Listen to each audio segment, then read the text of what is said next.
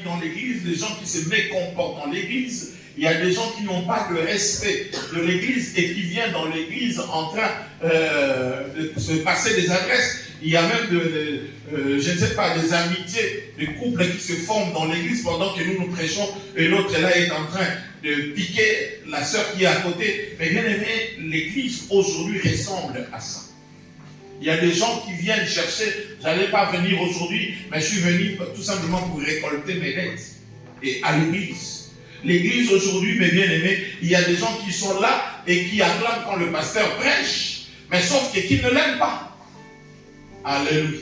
Ils acclament quand le pasteur prêche, mais quand il faut parler pour ce pasteur-là, c'est qu'il dit le pasteur-là, tu te dis, tu poses des questions. Est-ce que cette personne réelle est réellement de l'église?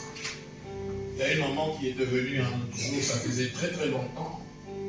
Et après, quand elle est sortie, à la fin du culte, tout le monde était heureux de la voir au milieu de nous.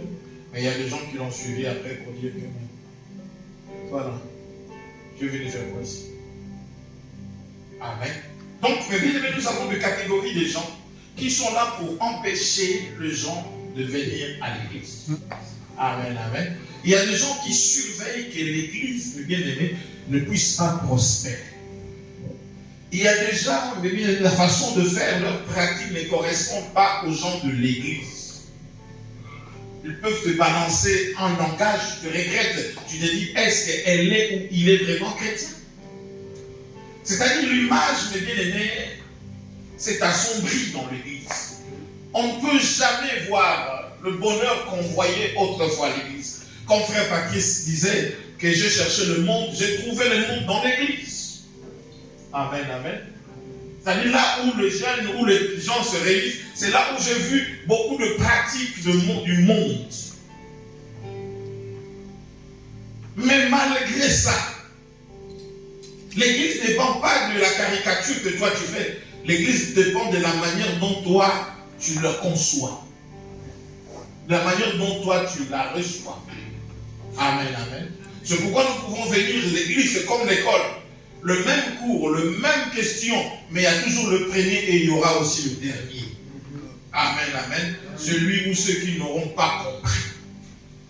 C'est pourquoi la Bible dit, plusieurs viendront ce jour-là devant moi et diront, nous avons fait ceci en ton nom. Là, je leur dirai ouvertement, je ne vous ai jamais connu, vous qui pratiquez l'iniquité.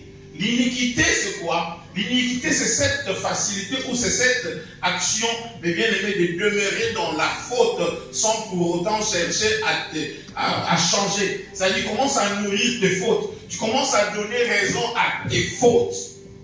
Et tu trouves une place ou un socle sur lequel tu poses tes fautes. C'est ce qui est puni.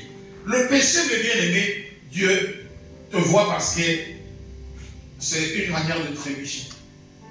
Et j'ai toujours dit, quand on glisse, on tombe. Le premier réflexe, c'est de se relever rapidement. Amen, amen. Mais quand tu tombes, tu commences à tomber, tu commences à te gifler, à tomber, tu deviens ridicule.